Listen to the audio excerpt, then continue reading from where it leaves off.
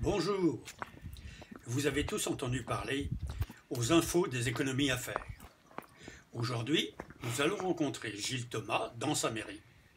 Il est maire de Servans, vice-président du SIAC. Nous souhaitons parler avec lui des conséquences du plan d'économie du gouvernement Barnier sur le fonctionnement des collectivités locales dans le Chablais. Bonjour. Ouais, d'accord. Bonjour. Bonjour messieurs.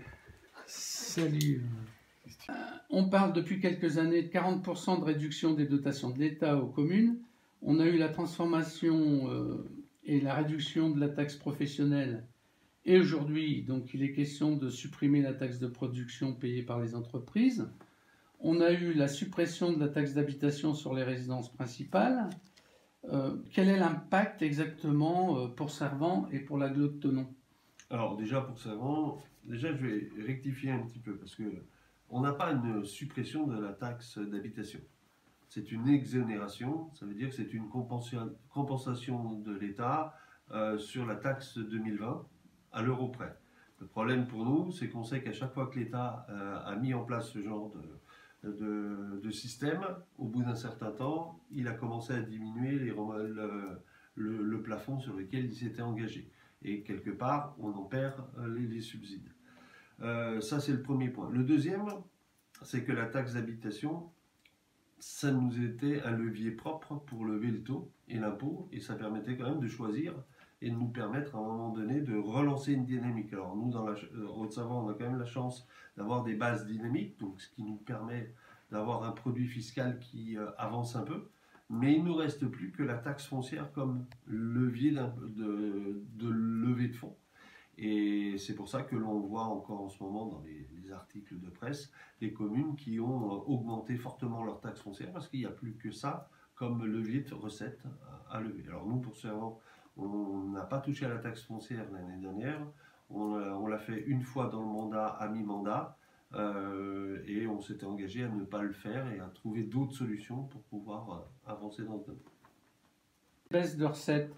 Comment les collectivités locales font-elles pour ne pas trop pénaliser les habitants?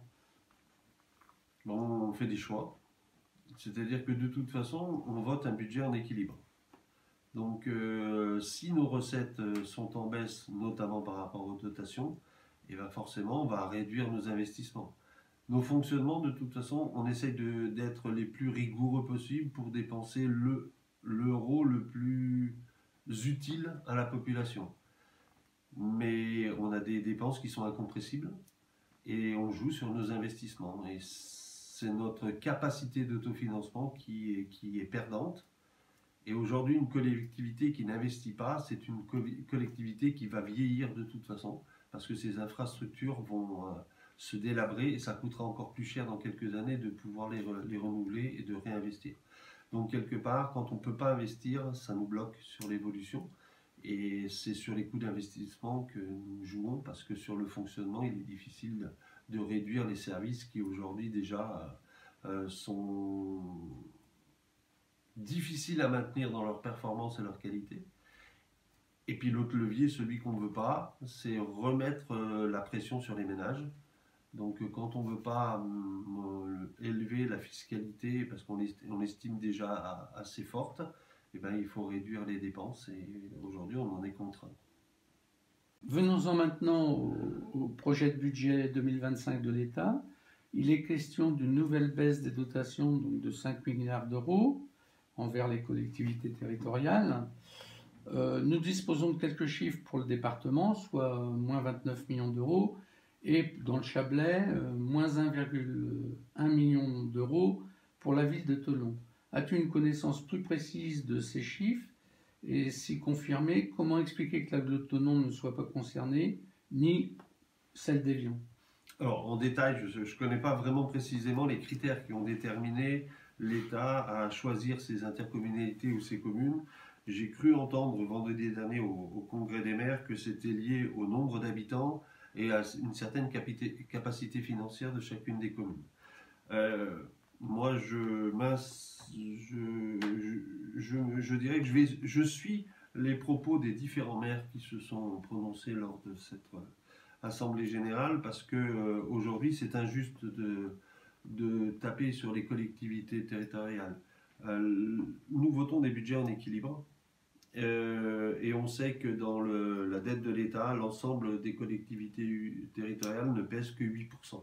Et je trouve qu'aujourd'hui, dans le plan de finances 2025, on focalise beaucoup trop par rapport, d'une part, aux dépenses de ces collectivités et encore plus sur la problématique de la fonction publique territoriale. Donc le 1 million perdu pour Thonon, eh ben, c'est quelque chose, je pense, qui doit être difficile à avaler pour le maire de Thonon, et je le comprends. Et l'agglo d'Annemasse, avec une perte double pour la ville d'Annemasse et l'agglomération d'Annemasse, je pense que ça doit irriter au plus haut point les élus locaux qui tous les matins se lèvent pour essayer d'avoir des comptes équilibrés. L'autre point qui sort de ce plan de finances et qui est important, c'est la remise en route du fonds de péréquation entre communes, qui est lié de longue date à la transformation de l'assiette sur la taxe professionnelle qui existait avant. Et aujourd'hui, en gros, les communes qui sont considérées plus riches doivent donner pour les communes considérées plus pauvres. Et nous, en Haute-Savoie, nous avons quasiment toutes les communes de Haute-Savoie qui participent à ce fonds de péréquation. Et ça inquiète beaucoup les élus de voir repartir la machine, parce que ça devait être temporaire. Et aujourd'hui, ça repart sur une dynamique qui va encore engendrer des coupes dans nos budgets. Et c'est sûr que nous sommes tous inquiets par rapport à l'ampleur de ce que ça peut représenter, mais les communes qui reçoivent, elles en ont besoin aussi. Alors c'est toujours un peu délicat de pouvoir avancer aussi sur ce sujet. Donc tu viens de dire que tu as participé vendredi dernier au congrès des maires du 74. Quelles sont les réactions de nos édiles dans un département très favorable à la droite ? Alors, je suis quand même élu depuis 2001, maire depuis 2008, donc ça doit faire 25 ans, 24 ans que je participe au congrès des maires. À chaque fois que nous avons eu des ministres, on a eu aussi le Premier ministre qui est venu nous voir, on avait vraiment un accueil chaleureux dans l'Assemblée.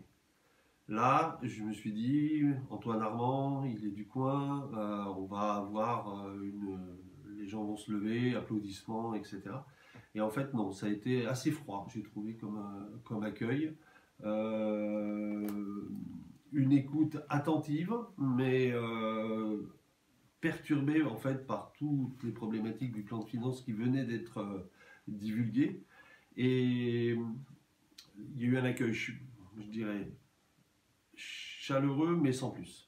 Et c'est rare en Haute-Savoie que les élus de la République, qui sont souvent de majorité de droite, soient accueillis avec aussi peu d'enthousiasme.